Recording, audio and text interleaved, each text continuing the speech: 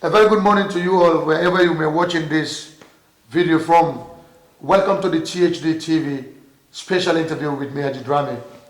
We are live in West Coast region, yes, in somewhere in West Coast region. And while we are here, it's not a secret that we are heading to a very important time in Gambian politics. That is the mayorship, chairmanship, and councillorship election. And today we are talking to someone who is not a stranger in Gambian politics, young, but very experienced and very adept in Gambian politics. So no introduction, is Ahmad Gitteh, who is going to run as an independent candidate for the West Coast region seat. So no introduction, thank you very much, Ahmad, for giving us this important moment to discuss with you. Let's get started with the interview straight. You play a huge part to re-elect President Barrow for another 5 years. And after that 5 years, many were expecting to see you rewarded with what you deserve. But that didn't happen. You went back to Canada, get yourself well prepared, and come back, declare your intention to run for one of the biggest regions in Gambia, chairmanship election, which is West Coast region. You went for a primary.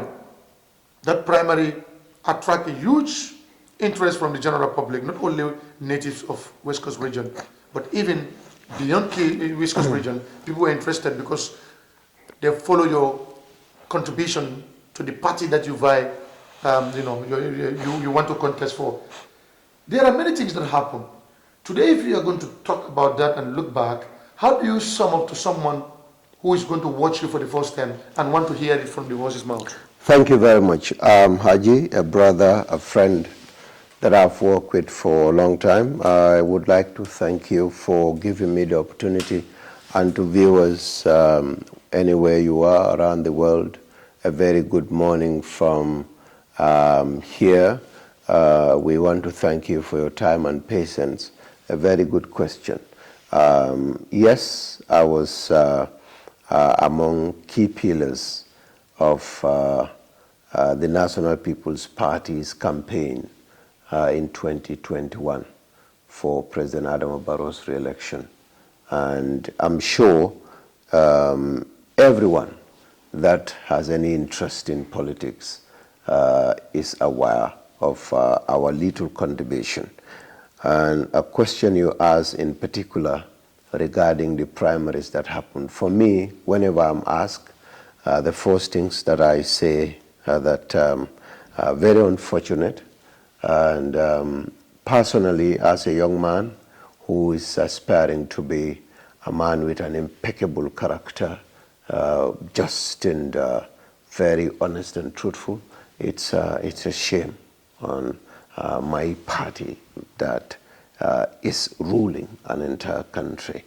Of course, in any democracy, there will always be divergence of opinions when it comes to an individual, and NPP is no exception. We went to primaries because there were many candidates that build interest in this position, which is very healthy, which is what we wanted to see, because any serious party should have a lot of people with qualification, with the ability to vie for an elected office. And we went to primaries. I'm sure a lot of people knew there was, an election conducted by members of the National People's Party's national executive members from West Coast region. We won the elections. They used chingom as marbles. I had 31 chingums in my box. The one next to me, CD, had 30, Lamin F. Bojang 17, Lamin Basse 3, the other 2 each have no chewing-gum in their boxes. But one of the chewing-gums that was placed in my box had its cover removed and rolled, and the executives or those presiding over the election, for whatever reason, decided that the vote was invalid. This was a problem, and I'm sure you followed the happenings. The media was present. And they said it was invalid, but there was no basis for the reason they've advanced, because there was no prior rules or sensitizations made as to what constitutes invalidity of the vote cast. So very unfortunate, and I felt it was very wrong, and it was an injustice. And I always say this, an injustice anywhere is threat to justice everywhere. And as far as I am concerned, I would not sit idle and accept any form of injustice, because if you entertain it, it happens again and again and again, and that is what gives birth to unfortunate situations like dictatorships. So we are saying no to it. They conducted another sham election and declared whoever they wish to be the flag bearer winner, and that's where we are right now.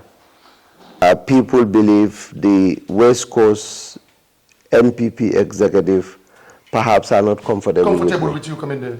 Okay. Yes. To be very clear, in fact, I would tell you that over 60% of the central executive of West Coast voted for me, over 60%.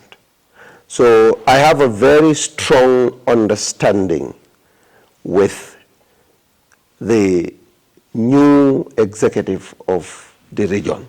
And in fact, it was the regional executive that asked me to come, because probably those that presided over the previous election on the 8th would have come to the realization that they made a mistake and that they could correct their mistake. Be bold enough, be just enough, be honest enough to understand that the mistake came from us and that we should correct it to preserve the dignity of the party.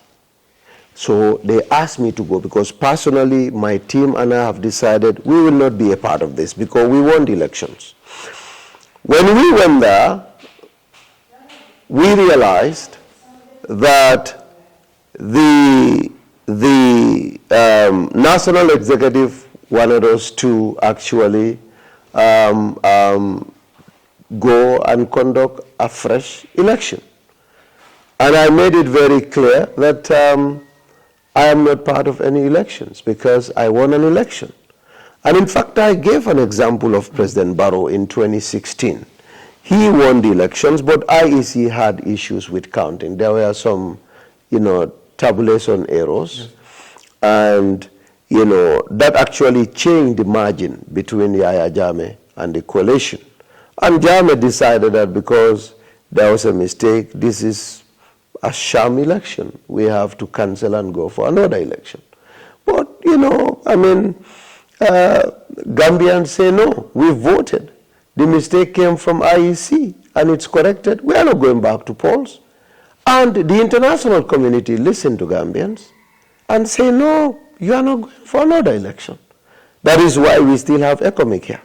16 West African countries came together, passed a resolution supported by African Union, 54 member states, supported by the United Nations, to send troops to make sure President Barrow's victory is preserved, no matter what. Whether you agree, you support him or not, he won fair and square. This is a mini image of what happened, because democracy begins from the grassroots. This is what happens. And this has a lot of implications. So, they said they were going for another elections. I requested for my poster, my picture that was on the ballot box that was used the previous week, because that poster was mine. But they refused. They said, no, I will not take my picture. Very unfortunate of those that I believe are very religious, very truthful, very just, denied me from taking my property. And they gave us the opportunity to speak, and I made it very clear that I was not interested in running and I'm not taking part in the elections. Yet they went and placed, whatever you call it, mine is sigilo, a bucket bearing my image, that I am participating in the elections. And they did whatever they did, and they declared a winner. And that is also another very interesting thing, because by law, I have right to participate or not to participate. And that right should and must be respected. But they have no regard for the law, as they have demonstrated that day. They conducted an election. So that's actually what happened on the second day of the primaries. We marched out and left. Whatever happened, we were not a part of it, and we are not a party, and we never will be a party today.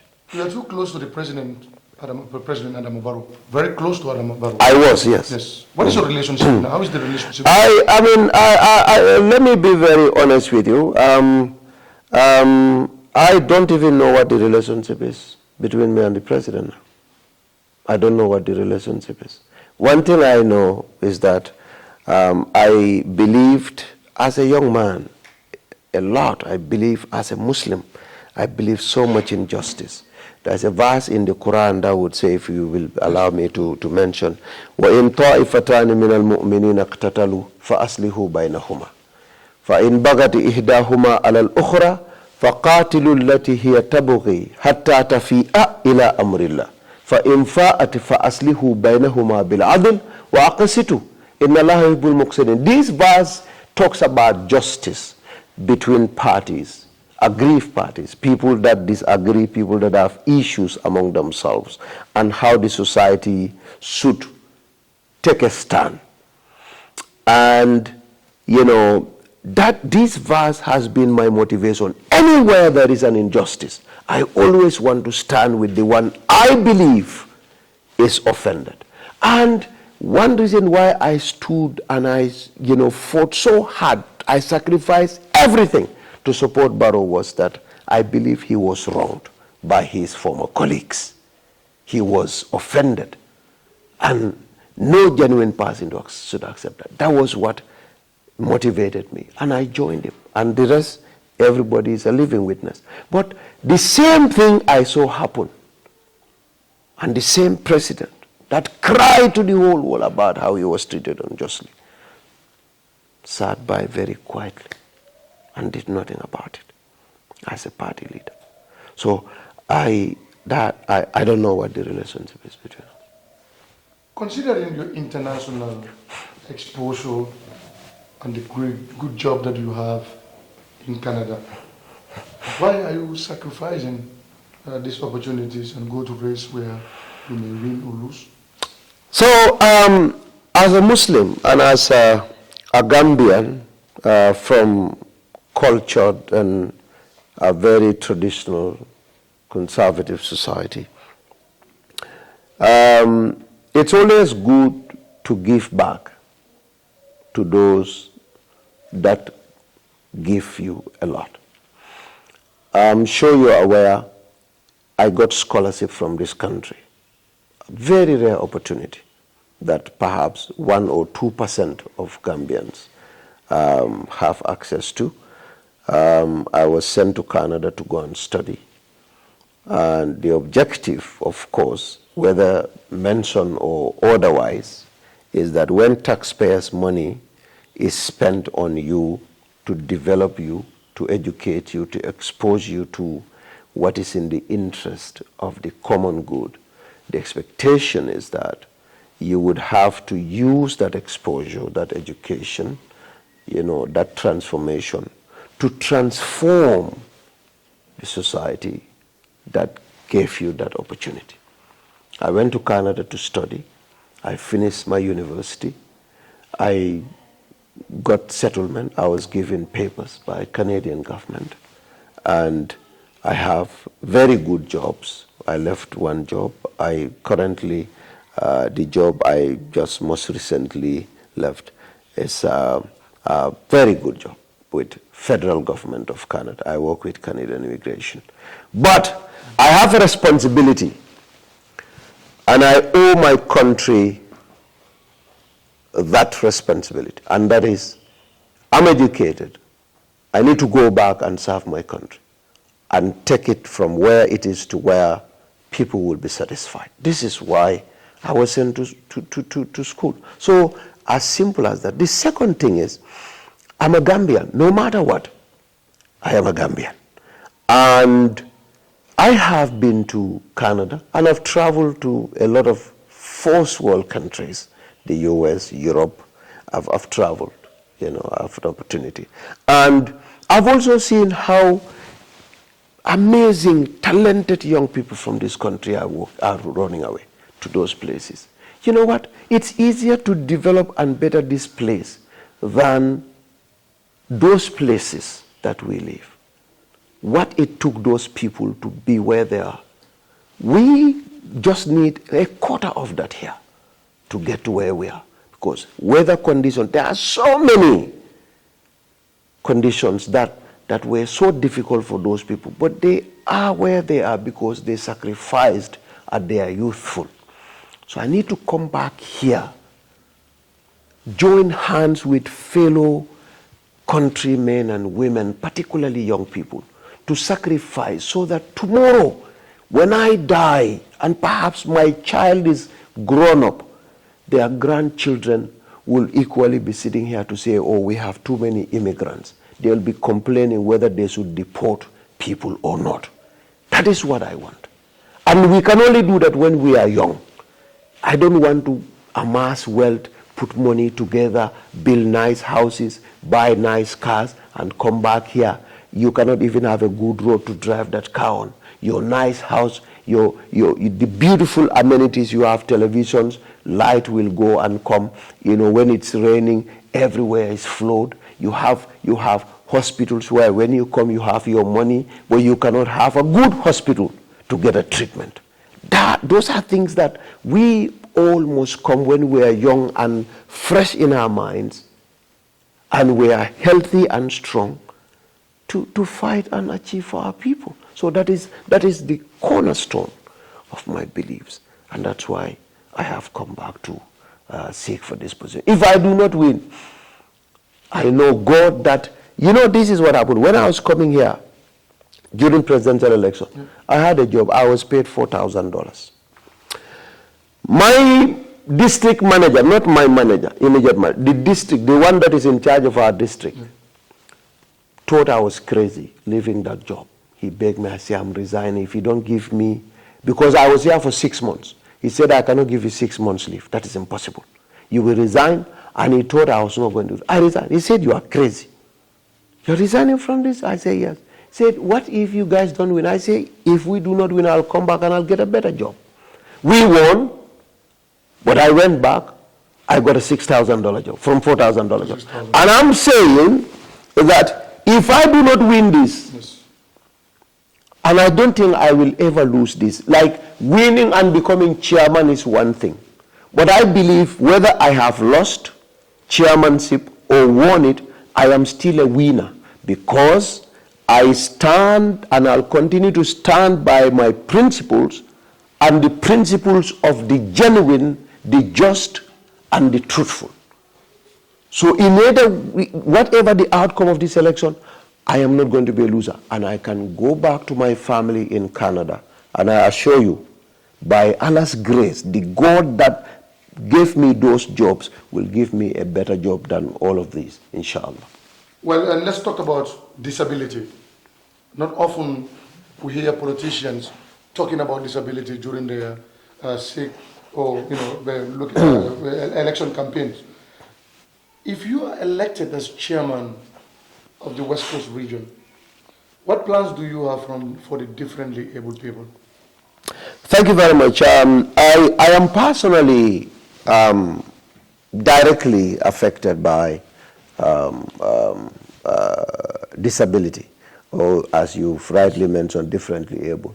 I had a cousin sister that my mom brought up who was in a wheelchair. That's one form of disability.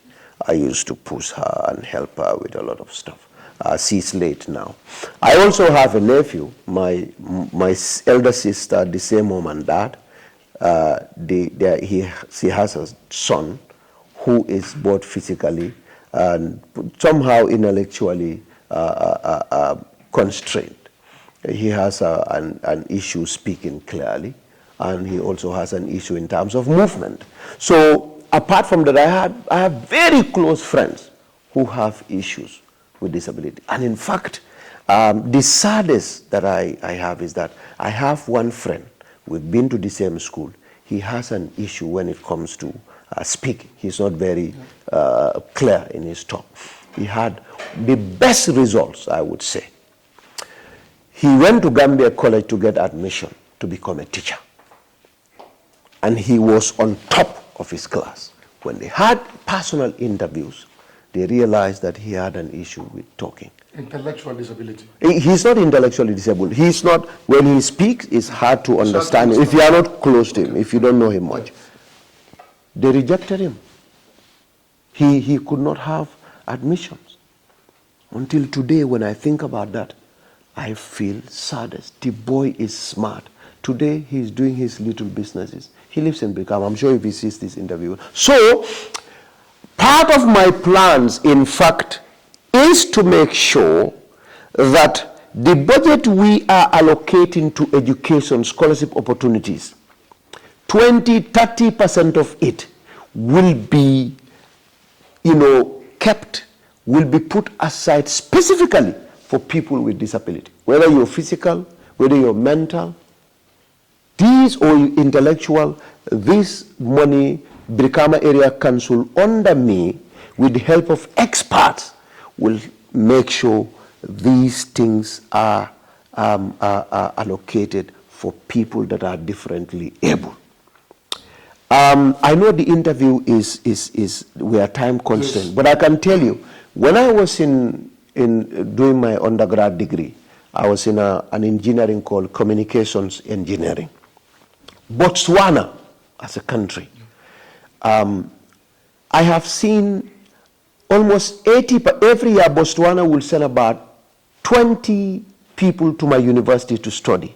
I can tell you for certain that out of that 20, 10 of them are always people that are differently able. I studied engineering with somebody who has both his hands and legs amputated. He wouldn't even write. There's a specific department in the university we call Paul Mentin Center, specifically meant to help people with disability. I actually volunteered as a volunteer note taker. I take notes for people like that, those that are unable to write also. I will write my notes and we will scan them and send them to Paul Mentin, and Paul Mentin will help, the people that are in that particular class and are not able, and they will give them as notes. Diamo folbe kelemente ole mu la nyotol na kola.